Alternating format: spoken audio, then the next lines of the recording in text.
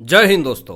पवन खेरा की गिरफ्तारी को लेकर के बहुत बड़ी और ब्रेकिंग खबर सामने आ रही है। पवन खेरा की फिर से मुश्किलें बढ़ी हैं। पवन खेरा ने अपनी गिरफ्तारी से बचने के लिए सुप्रीम कोर्ट का दरवाज़ा खटखटाया है, लेकिन सुप्रीम कोर्ट की तरफ से फिर से इनको तगड़ा झटका लगा है। और किस तरीके से गुवाहाटी हाईकोर्ट ने जो अग्रिम जमानत की याचिका खारिज करी थी उसको आधार बना करके किस तरीके से सुप्रीम कोर्ट के अंदर असम सरकार ने पेश करने की कोशिश करी है, पूरा विषय आपको बताएंगे कि क्या क्या बड़ी समस्याएं पवन खेरा को लेकर के आ रही है। अभी दोस्तों, सबसे पहले आपको बता दूं कि पवन खेरा और उनके वकील अभिषेक मनु सिंघवी की तरफ से पूरी कोशिशें करी जा रही है कि पवन खेरा को पुलिस के हिरासत में लेकर के पूछताछ न की जाए। और बार बार अभिषेक मनु सिंघवी जो हैं ये बताने की कोशिश कर रहे हैं जज साहब को कि ये एक राजनीति प्रतिशोध है।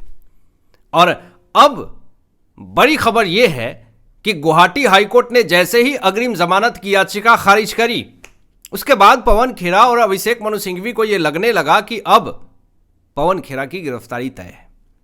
और इसीलिए पवन खेरा की तरफ से अपनी गिरफ्तारी पे रोक लगाने के लिए, गिरफ्तारी से बचने के लिए पवन खेरा सुप्रीम कोर्ट के पास चले जाते हैं। और गुवाहाटी हाई कोर्ट ने जब से अग्रिम जमानत की याचिका खारिज करी है उसके बाद ही इन्होंने ये कदम उठाया। हालांकि सुप्रीम कोर्ट ने भी पहले इनको झटका दिया है।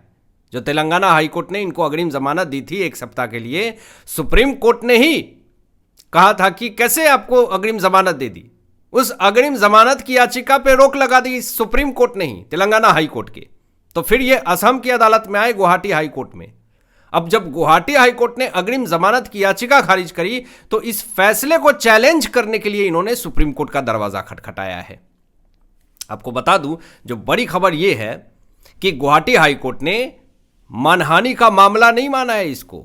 बार बार जो अभिषेक मनु सिंघवी ये बात कह रहे हैं कि ये पूरी तरीके से मानहानि का मामला है, राजनीति प्रतिशोध है, लेकिन गुवाहाटी हाई कोर्ट ने ये क्लियर कह दिया है कि ये भाई मानहानि का मामला है ही नहीं, ये पूरी तरीके से साजिश है। इसको साजिश करार दिया है गुवाहाटी हाई कोर्ट ने, जज साहब ने। यानी फर्जी दस्तावेज के सहारे फंसाने की कोशिश करी गई है, सरकार गिराने की कोशिश करी गई है, बदनाम करने की कोशिश करी गई है। हाई कोर्ट ने खेरा का हिरासत लेकर के पूछताछ करने की इजाजत दी थी। कहा था कि जब तक पवन खेरा की हिरासत में लेकर के पूछताछ नहीं होगी, सच सामने नहीं आएगा कि आखिर इनको फर्जी दस्तावेज किसने दिए। उसके बाद हाईकोर्ट से राहत न मिलने पर गिरफ्तारी की तलवार लटक गई पवन खेरा को। लेकिन अब बड़ी खबर यह है कि पवन खेरा सुप्रीम कोर्ट के शरण में गए हैं। और अगर सुप्रीम कोर्ट भी हाईकोर्ट के फैसले को सही मानता है और उन्हें कोई राहत नहीं देता है तो पवन खेरा की फिर मुश्किलें बढ़ेगी और पुलिस तुरंत उन्हें गिरफ्तार कर लेगी। अगर सुप्रीम कोर्ट यह कहता है कि गुवाहाटी हाई कोर्ट की तरफ से जो अग्रिम जमानत की याचिका पवन खेरा की खारिज करी गई थी वो बिल्कुल सही है, तो तुरंत पवन खेरा की गिरफ्तारी हो सकती है। ये बहुत बड़ा झटका माना जा रहा है पवन खेरा को लेकर के। भले ये सुप्रीम कोर्ट गए हैं, लेकिन असम सरकार की तरफ से गुवाहाटी हाई कोर्ट के फैसले को आधार बना करके असम सरकार पेश करने वाली है सुप्रीम कोर्ट के अंदर। और सुप्रीम कोर्ट ही ये बात कहती है कि जब भी निचली अदालत हो उनके फैसलों का सम्मान करना चाहिए। और जिस तरीके से सुप्रीम कोर्ट ने भी पहले लतार लगा रखी है पवन खेरा की अग्रिम जमानत को लेकर के, तो ऐसा मुझे नहीं लगता है कि सुप्रीम कोर्ट जो है वो पवन खेरा को राहत देगी। अगर इनको राहत ही देना होता तो ये तेलंगाना हाई कोर्ट से जब इनको जमानत दी गई थी, अग्रिम जमानत, तो उसको ये सही करार देते। लेकिन सुप्रीम कोर्ट ने तो उसको भी कहा कि मुझे यह जानना है कि तेलंगाना हाई कोर्ट ने आपको कैसे अग्रिम जमानत दे दी। और जब सुप्रीम कोर्ट में भी एक बार अग्रिम जमानत की याचिका लगाई थी पवन खेरा की तरफ से, उसको भी खारिज कर दिया था सुप्रीम कोर्ट ने। अब ये गए हैं गुवाहाटी हाई कोर्ट ने जो अग्रिम जमानत याचिका खारिज करी उसको चैलेंज करते हुए सुप्रीम कोर्ट फिर से गए हैं। तो ये अंतिम रास्ता है पवन खेरा के पास। अगर सुप्रीम कोर्ट ने भी इनकी मांग को ठुकरा दिया और हाईकोर्ट के फैसले को सही करार दे दिया तो फिर लंबा नपना तय है पवन खेरा का। कांग्रेस पार्टी को लेकर के एक बड़ी खबर सामने आ रही है दोस्तों। राहुल गांधी का झूठ बेनकाब हो चुका है और जिस तरीके से पवन खेरा फर्जी दस्तावेज के सहारे किसी को फंसाने की कोशिश करते हैं, बिल्कुल फेक छापेमारी के सहारे प्रोपोगेंडा फैलाते हुए एक कांग्रेस के नेता पकड़े गए हैं।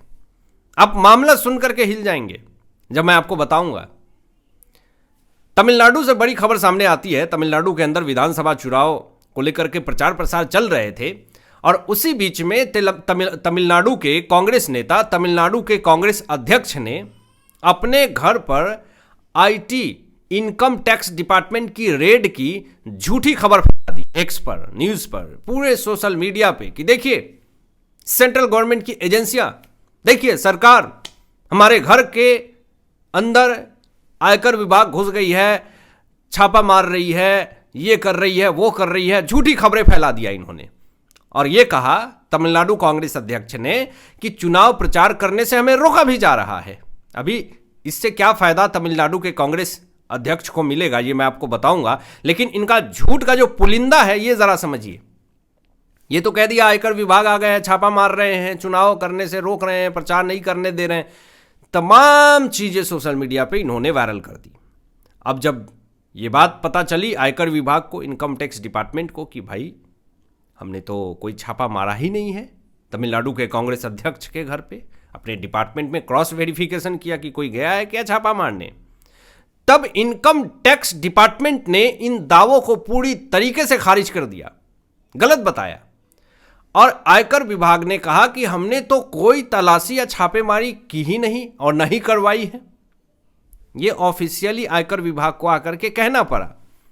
अब आयकर विभाग ने इलेक्शन कमीशन ऑफ इंडिया से, चुनाव आयोग से शिकायत की है और अब election commission of India Congress नेता से पूछताछ करेगी। अब देखिए सवाल ये उठ रहा है कि आखिर झूठी खबर क्यों फैलाई तमिलनाडु कांग्रेस अध्यक्ष ने, कांग्रेस नेता ने? इसलिए ताकि इनको जनता से सहानुभूति मिले, वोट ज्यादा मिले, विक्टिम कार्ड खेलने की कोशिश कर रहे थे और चुनाव प्रचार में लाभ हो और इनडायरेक्ट वे में सरकार और सेंट्रल गवर्नमेंट की एजेंसियां को टारगेट कर रहे हैं कि देखिए हमें चुनाव प्रचार करने से रोक रहे हैं, हमें वोट दीजिएगा। तो झूठ का पुलिंदा बना करके आप कितने दिन तक टिक पाएंगे और पावर में रह पाएंगे? ये झूठी खबर फैला करके जो इन्होंने काम करी है, इससे कांग्रेसी का पूरी तरीके से फजीहत हो रहा है। राहुल गांधी अब इस पे आकर के क्या बयान देंगे? कुछ तो बोलेंगे, कुछ तो सामने आकर के कहना पड़ेगा कि इस तरह की हरकत हमें नहीं करनी चाहिए थी। मतलब कैसे कोई इस तरह की हरकत कर सकता है, ये बड़ा सोचनीय विषय है। दूसरी बड़ी खबर जो आ रही है कर्नाटक से, जहां पे सिद्धारमैया की सरकार है, कांग्रेस की सरकार है, एक होम स्टे में अमेरिकी महिला के साथ गलत काम कर दिया जाता है।